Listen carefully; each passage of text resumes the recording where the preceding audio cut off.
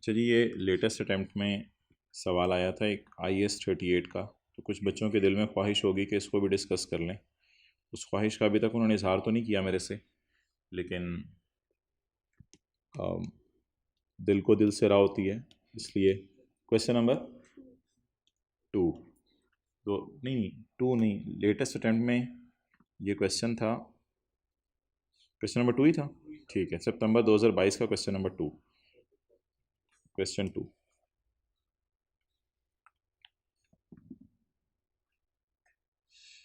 Following transactions pertain to sphere limited for the year ended 30 June 2022। on 1 July 2021 साल के पहले दिन SL acquired licence against cash consideration. ये camera थोड़ा सा दूर हो जाए तो आप लोगों को लगे ऊपर ही चढ़ गए हैं। on 1 July 2021 SL acquired licence against cash consideration of 50 million. कितने पैसे दिए? 50 million. SL incurred cost of 3 million which include refundable taxes of 1 million for transferring the title. Title अपने नाम ट्रांसफ़र किया है, तो इंटेंजिबल डेबिट कर दें 52 से, रिसीवेबल डेबिट कर दें 1 से, और कैश क्रेडिट कर दें 53 से। रिफंडेबल टैक्सेस को एसेट की कॉस्ट का पार्ट नहीं बनाना और ट्रांसफ़र फ़ी को एसेट की कॉस्ट का पार्ट बनाना है। एग्रीड? चलें आगे। The licence is valid for 5 years. Licence valid है 5 ईयर्स के लिए, लेकिन ये रिन्यूएबल है हर 5 साल बाद एट अ अच्छी खासी कॉस्ट ऑफ 40 मिलियन। 50-40 के मुकाबले में, 40-50 के मुकाबले में अच्छी खासी कॉस्ट है। हमारी इंटेंशन है एवरी 5 ईयर्स, हर 5 साल बाद रिन्यूअल होगी। ये लाइसेंस में लिखा हुआ है। SL intends to renew the licence once. हमारी नीयत है कि इसको एक ही दफ़ा रिन्यू करवाएंगे और फिर इंशाल्लाह 10 साल के एंड पे इसको बेच देंगे। हमारी नीयत भाड़ में गई। हमारी नीयत नहीं देखनी होती स्टैंडर्ड में।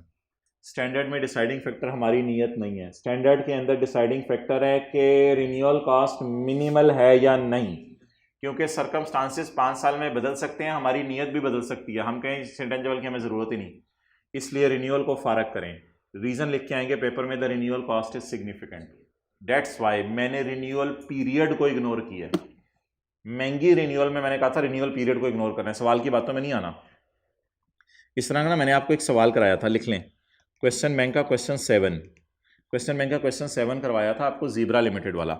उसमें एज इट इज़ इसको आई के अपने कॉपी पेस्ट करके सवाल डाला है वहाँ से, वहाँ भी इसी तरह की लाइन लिखी हुई थी। अच्छा, इसलिए प्लीज़ लाइफ की डिस्कशन बताएं। लाइफ कितने साल हो गई? 5। SL estimates as residual value of this license would be 12 million and 9 million at the end of 5 years and 10 years respectively. Residual value 12 million है और 9 मिलियन है। अच्छा, इसकी कोई एक्टिव मार्केट वगैरह है लाइसेंस की? SL acquired a license against cash consideration of 50. SL incurred cost of इतने. The license is valid for 5 years but is renewable every 5 years. SL intends to renew the license. SL estimates the residual value will be इतने। अब आप क्या लेंगे? Residual value ले लेंगे या नहीं लेंगे? ज़रा सोच के बताएं, रेजिडुअल वैल्यू ले लेंगे या नहीं लेंगे? देखें, थ्योरी का सवाल है, दोनों तरफ डिस्कशन हो सकती है। एक डिस्कशन तो ये हो सकती है कि if there is an active market, और वहाँ से फिर आपने अब रेजिडुअल वैल्यू ली है, तो फिर तो हम इसको ले लेते हैं। एंड इफ़ या कमिटमेंट बाय थर्ड पार्टी, तो फिर तो ले लें। जी अब्दुल्ला, ये लोग नहीं जा रहे हैं, क्या करूँगा, क्या कर सकते, जाओ, पता नहीं अब क्या बने। अच्छा, एक ये बात होगी। और दूसरी बात, if there is no active market, अगर एक्टिव मार्केट है तो ले लेते हैं, नहीं है तो नहीं लेते। तो थ्योरी के सवाल में तो मेरे ख्याल से ओपन बात है, दोनों बातें लिख के आ सकते हैं, आपको कोई मसला नहीं। उसने देखें क्या लिखा हुआ है आई कैप ने इस बारे में। The useful life of licence is restricted to 5 years as renewal cost is significant which should be considered as separate intangible. वो तो जब खरीदेंगे तब सेपरेट इंटेंजिबल होगा ना 40 मिलियन का। The residual value of license at end of 5 years is 0 because there is no commitment by third party to purchase and there is no active market for the license. तो वो assumption उस side पे लेके गया है। लेकिन मैं again कह रहा हूँ, ये थ्योरी का सवाल है, हम दूसरी साइड पे भी assumption लेके जा सकते हैं। हम लिख सकते हैं assuming this residual value is from active market, तो फिर मैं ऐसे कैलकुलेशन में ले लूंगा। थ्योरी के सवाल में दोनों बातें हो सकती हैं। ओके, अच्छा नेक्स्ट जी। अच्छा, अगला बात है, अगर लेनी भी है तो 12 मिलियन वाली लेनी है या 9 मिलियन वाली लेनी है? 12 वाली। 9 मिलियन वाली तो इन एनी केस नहीं लेनी। अच्छा, अब अगर आईके वाले सोल्यूशन पे रहें तो अमोर्टाइजेशन निकलवा दें मुझे, अमोर्टाइजेशन निकलवा दें मुझे। कैलकुलेटर पकड़ें, डेट ऑफ परचेज ढूंढनी पड़ेगी ना यार। डेट ऑफ परचेज 1 जुलाई 2021, हमारा ईयर एंड 30 जून 22, पूरे साल की अमोर्टाइजेशन निकलेगी। 52 को डिवाइड कर दें 5 से, अमोटाइजेशन डेबिट और accumulated amortisation credit. 50 divided by 52 divided by 5 जी 10.4. अब जो सारा ये पेपर में सोचा है इसको हम लिखेंगे कैसे. Licence falls under the definition of intangible and falls under the scope of IAS 38. The purchase cost and transfer fee will be capitalized as a part of cost of asset, which is 52. However, refundable taxes will be recorded as a receivable. यही entry को बस अंग्रेजी में पढ़ना है. Further, the life will be taken as 5 years because renewal is at not minimal cost. Yeah, is at significant cost. Therefore, SOCI will show an amortization of rupees 10.4 million if I assume, yeah, assuming that the residual value is not from active market or from any third party. आगे जी. On यकम July 2021, SL decided to develop a website. किसने ये note किया था? Decision हुआ है develop करने का और इंटरनली जनरेट इनिशिएट शुरू हुआ है यकम सितंबर को. तो यकम जुलाई में डिसीजन हुआ था. वैसे बोर्ड ऑफ डायरेक्टर बैठे हुए थे, उन्होंने कहा यार कोई वेबसाइट ना बनाइए. हाँ यार बना लो यार, हद होगी. ऐसे 4 आदमी बैठे हैं, वेबसाइट बनाओ. ऑन यकम July 2021 SL decided to develop a website for advertising and promotion of its products. ये लाइन बम्बास्टिक किस्म की है. अभी ये लाइन में दोबारा आके जरा पढ़ूंगा ये है क्या. SL believes that website would enhance the brand value of products and would also be used for providing general information about SL to public. अब बताएं ये वेबसाइट एक्सटर्नल यूज के लिए है, इंटरनल यूज के लिए. एक्सटर्नल लोग इसको एक्सेस करेंगे या मैनेजमेंट ने अपने लिए बनाई है? एक्सटर्नल यूज के लिए. ऑन यकम सितंबर 21 SL internally initiated the development. अब हमने साइंसदानों को बिठा के डेवलपमेंट शुरू भी कर दिया माशाल्लाह. विच वॉज कंप्लीटेड ऑन 31 जनवरी 22. 31 जनवरी 22 को अल्हम्दुलिल्लाह डेवलपमेंट हमारी कंप्लीट हो गई है. सितंबर, अक्टूबर, नवंबर, दिसंबर, जनवरी, कितने महीने लगे हैं? 5. मैं गिन देता हूँ. सितंबर, अक्टूबर, नवंबर, दिसंबर, जनवरी, 5 महीने में डेवलपमेंट कंप्लीट हो गई है. साइंसदानों के लिए दरवाज़ा खोला था हमने यकम सितंबर 2021 को और उनको 31 जनवरी को चोगे उनसे उतार के उनको रवाना कर दिया. Directly attributable cost for developing the website are as follows. 2 million उसकी प्लानिंग फेज के अंदर हुई है जो सितंबर में हुई थी प्लानिंग पहले महीने में.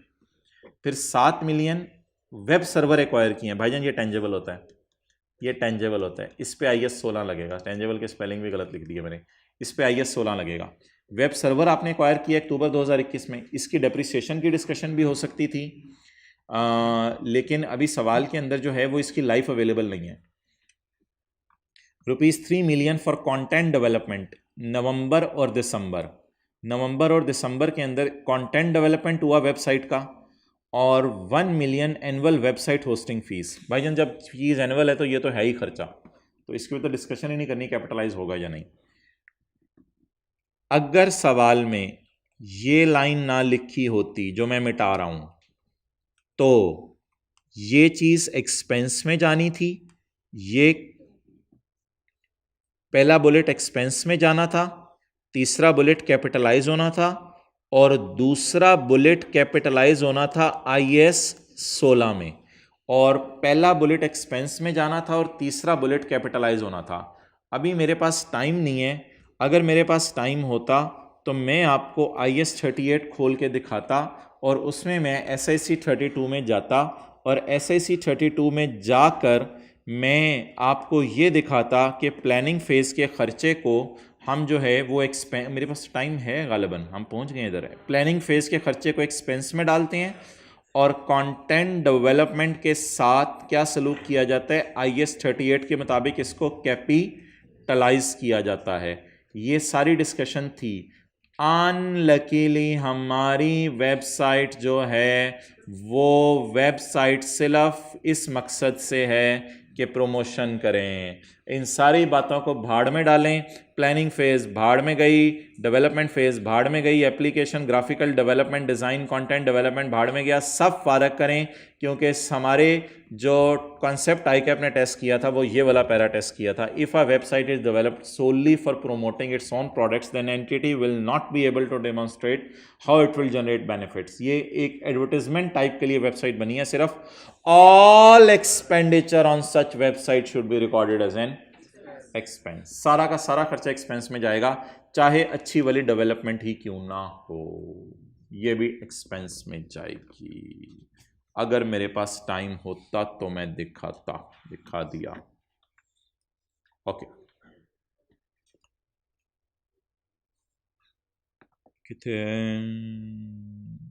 किधर है सितंबर 2022 अटेम्प्ट, इसलिए इसको भी कैपिटलाइज काट के मैं किस में डाल रहा हूँ, एक्सपेंस में। एनुअल वेब होस्टिंग, ये जी उसने इंट्रो का कॉन्सेप्ट टेस्ट किया था। एनुअल वेब होस्टिंग, ये कॉन्सेप्ट आप कर चुके हैं IFRS 15 में रेवेन्यू कमाने वाले के एंगल से। अगर एक बंदा हमें वेब होस्टिंग करके दे रहा हो तो वो हमें सर्विस दे रहा होगा, वो रेवेन्यू रिकॉर्ड करा होगा ओवर टाइम। वेब होस्टिंग ये होती है कि वो अपना प्लेटफॉर्म प्रोवाइड करता है जिससे हमारी वेबसाइट सारे लोग लेते हैं। एनुअल वेब होस्टिंग, हर साल की फीस देते हैं और हमारी नज़र में ये खर्चा है, उसकी नज़र में ये IFRS 15 लगेगा और ये इनकम होगी। लेकिन फिलहाल मैं हमारी बात कर रहा हूँ। On rupees 1 million for annual website hosting valid till 31 January, paid on यकम जनवरी 22 को, जिस वक्त हमने वेब होस्टिंग की पेमेंट की होगी तो इंट्रो की क्लास में टीचर बताते थे एंट्री करो prepaid debit cash credit. जज्बाती होकर खर्चा बुक ना करो क्योंकि इस खर्चे ने 1 साल का फ़ायदा देना है। Pre paid debit cash credit, ये सारी डिस्कशन IAS 38 की नहीं आपसे करा। जब यकम paid in January valid till 31 जनवरी, इसको फिर ऐसा कर लेते हैं कि ये 1 साल की है ना, तो वैलिड टिल 31 जनवरी है, तो पेड इन जनवरी उसने लिखा हुआ है, तो हो सकता है इन जनवरी से मुराद एंड ऑफ जनवरी हो, तो जनवरी के एंड पे चलें, समझ लें जनवरी के एंड पे मैंने ये प्री पेमेंट पे कर दी। अगला सवाल मेरा ये, इसने फ़ायदा अगले साल 31 जनवरी तक देना है, तो फिर इसके लिए पीरियड कौन सा होगा? एनुअल पीरियड क्या बनेगा जिसके लिए हमने ये वेब होस्टिंग करवाई है? यकम फरवरी 22 से बोलें 31 जनवरी 23, ये एनुअल पीरियड बनेगा ना।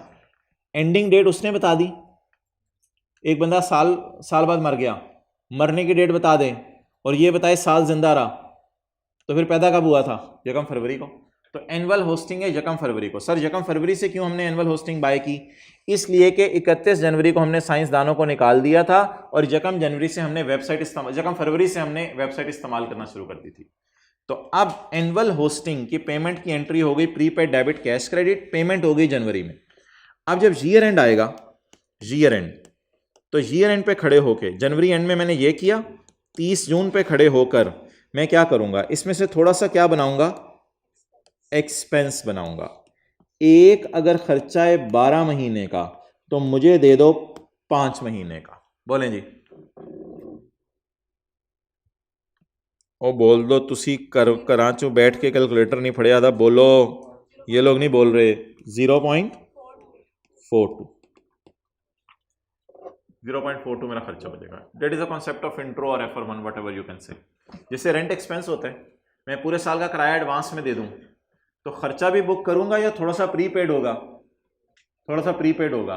मैंने 4 मोबाइल के कार्ड खरीदे, एक इस्तेमाल कर लिया, 3 अभी तक दराज में पड़े हुए हैं, तो खर्चे में एक कार्ड जाएगा और बाकी 3 प्रीपेड एडवांस पेमेंट।